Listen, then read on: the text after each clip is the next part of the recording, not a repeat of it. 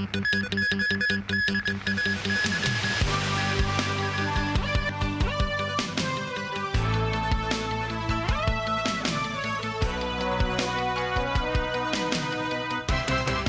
you're watching TVB News, and I'm Melissa Hekalea. The government has announced the roadmap for the green transformation of public buses and taxis in Hong Kong. It will financially assist public transport operators and vehicle owners to purchase electric buses and taxis as part of its plan. Authorities plan to achieve zero vehicular emissions by 2050. Timothy Lee reports. Currently, emissions from public transport vehicles such as buses and taxis reach 1.4 million tons per year, or about 4% of the entire city's emissions.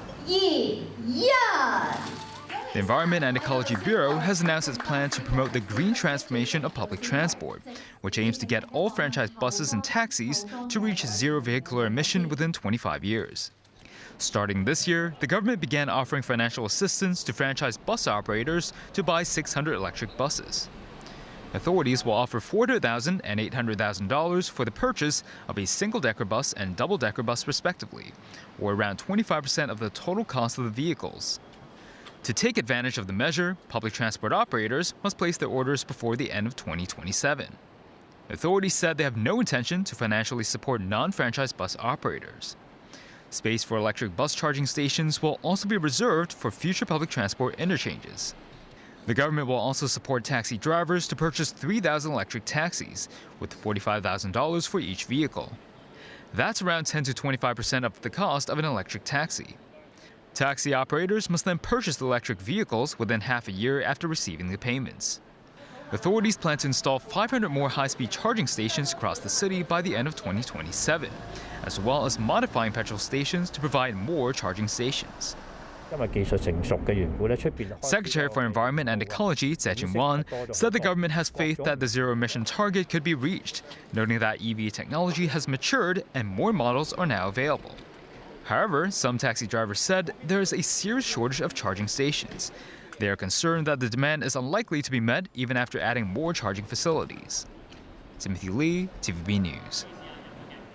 It's common for private schools in Hong Kong to require parents of new students to pay a debenture in addition to the tuition fee.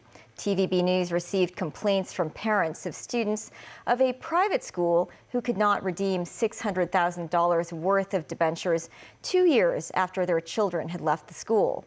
The Education Bureau has ordered the school to stop accepting debenture payments. Timothy Lee, again. This parent, who goes by the alias Mr. Low, said he signed his daughter up for a private school in Wong Chuk Hang back in 2021. Besides the monthly tuition of $20,000, the institution required Low to pay an additional debenture of $600,000. Mr. Low said a teacher responsible for admissions told him that parents could redeem their debentures within a year if their children left the school. However, this teacher resigned before Low's daughter began school. Mr. Low, who decided to switch schools for his daughter after 1 year, sought to redeem his debenture in July 2022. But he has yet to receive the $600,000 more than 2 years after his request. Low was notified by the school that it was facing serious financial problems and that it was unable to refund the money. But the school asked Low to introduce the children of his relatives and friends to the institution, whereby their debentures could serve as a refund for him. Upon further digging into the school's financial statements, Mr. Low found that the school already recorded a deficit 3 years ago, but continued to offer debentures. He, along with several other affected parents, later called the police. TVB News earlier called the founder of the school, who admitted the school did not repay its debts, adding the institution needs time to recover. The founder said the school will be able to repay all the debts within 5 years. The Education Bureau has ordered the school to stop accepting debenture payments. Timothy Lee, TVB News.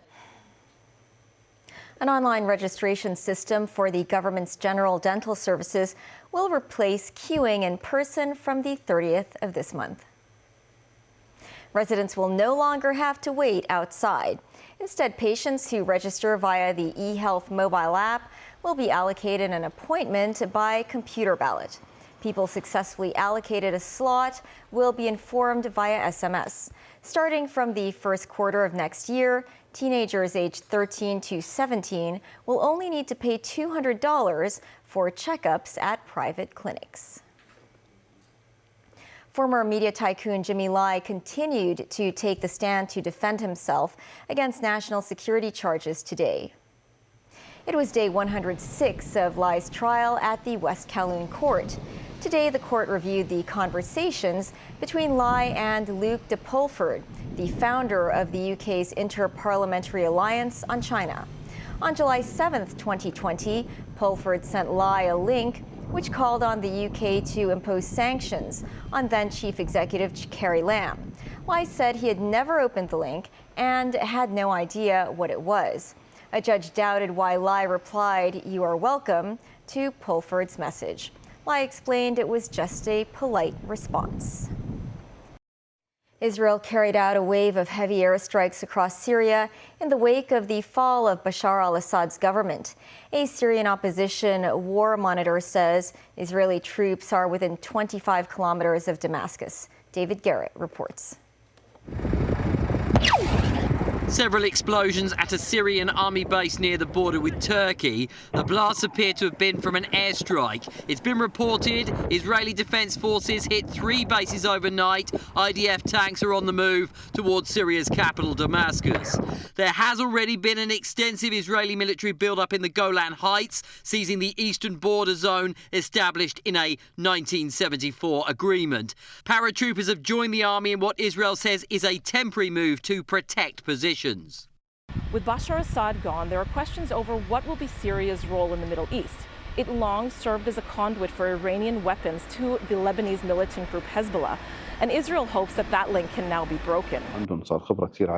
Syria's opposition met face-to-face for the first time with the Prime Minister, who has promised a peaceful transfer of power. A video of the meeting between opposition leader Ahmed al-Sharaa and Prime Minister Mohammed Ghazi Jalali was shared by rebels media. The rebel leader says he will offer rewards for Assad officials wanted for torture. Jalali said cabinet members are performing duties, but the UN is concerned about the breakdown of society.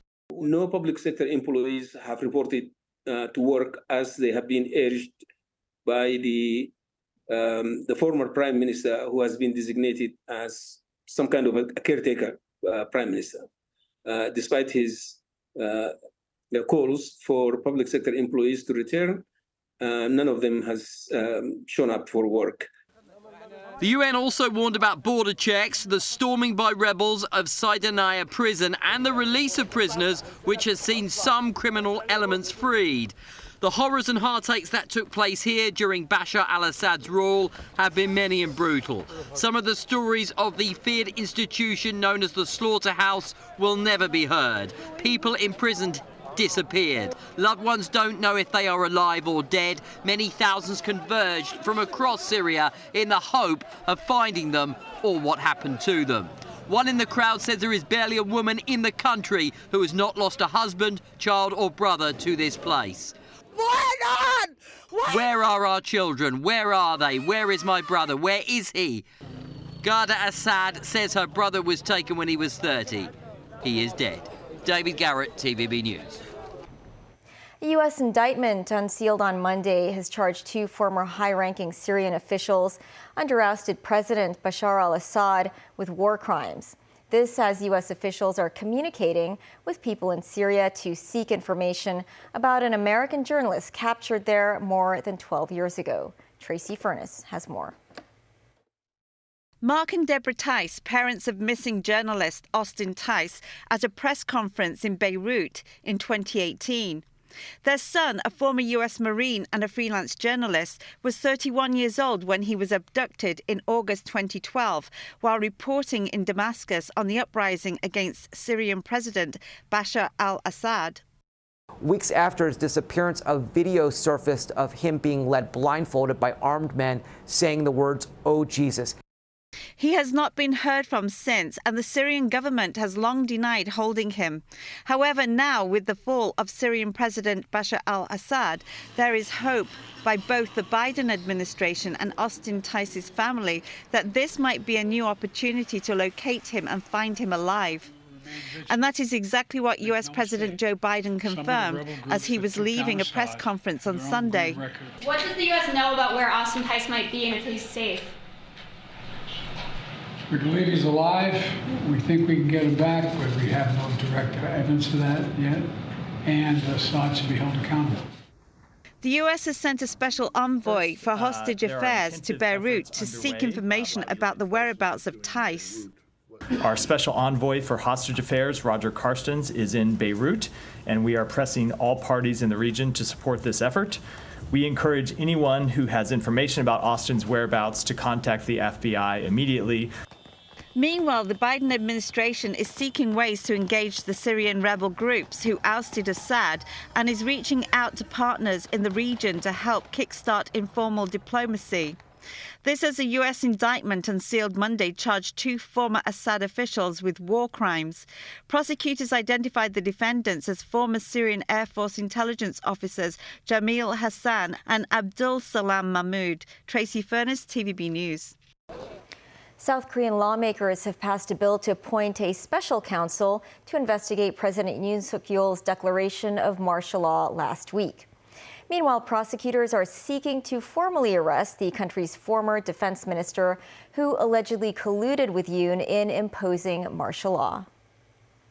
Thousands of Seoul residents and South Korean civic group members gathered Monday night in front of Parliament. They were condemning the ruling party for boycotting an impeachment vote and demanding the immediate resignation of President Yoon. Yesterday, the Justice Ministry imposed an overseas travel ban on Yoon as authorities investigate allegations of rebellion and other charges in connection with his short-lived declaration of martial law. Still ahead.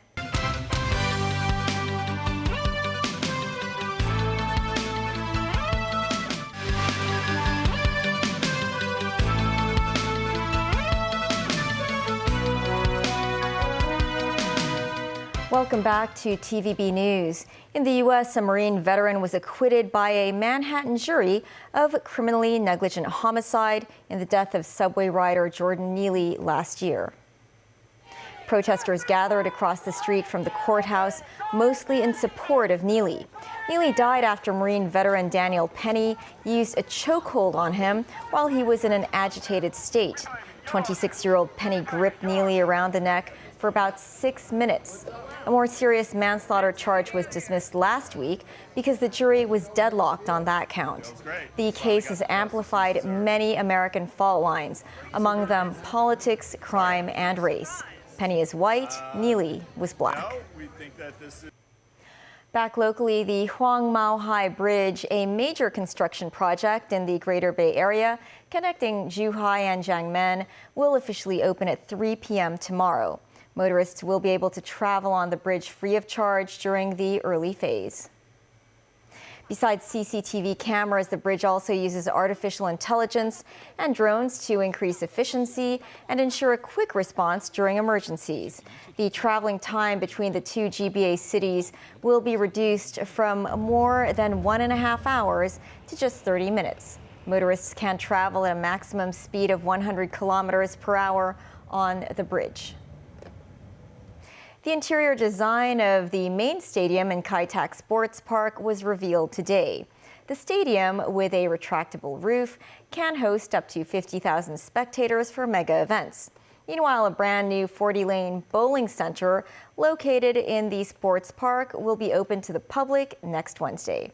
Equipped with facilities for athletes with disabilities, the center will host 2 international tournaments next month, including the IBF World Cup. Samantha Lee tells us more.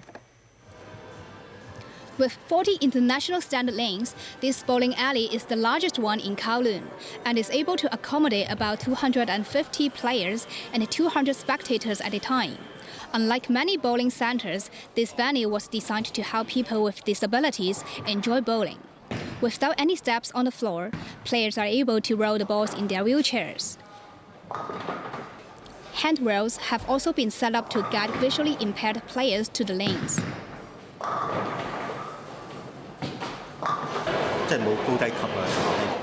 Lawrence Chan, a medal-winning athlete at the IBF Para-Bowling World Championships, said the flat floor allows him to move around freely. The venue's manager also highlighted there are other new facilities available at the center.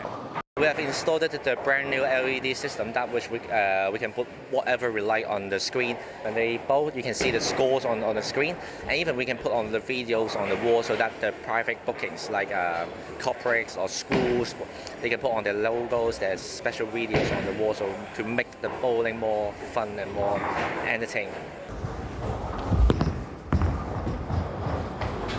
Just like this, the LED screen on the wall will show the score automatically after the ball is rolled. Meanwhile, a series of pictures of the main stadium were released today. The venue features a retractable roof to stop rain, and a glass curtain wall that provides views of Victoria Harbour. Furthermore, the stadium will be able to host football and rugby games, as well as concerts when the innovative turf system is completed. Samantha Lee, TVB News. And that is the news. Thanks for watching. Bye for now.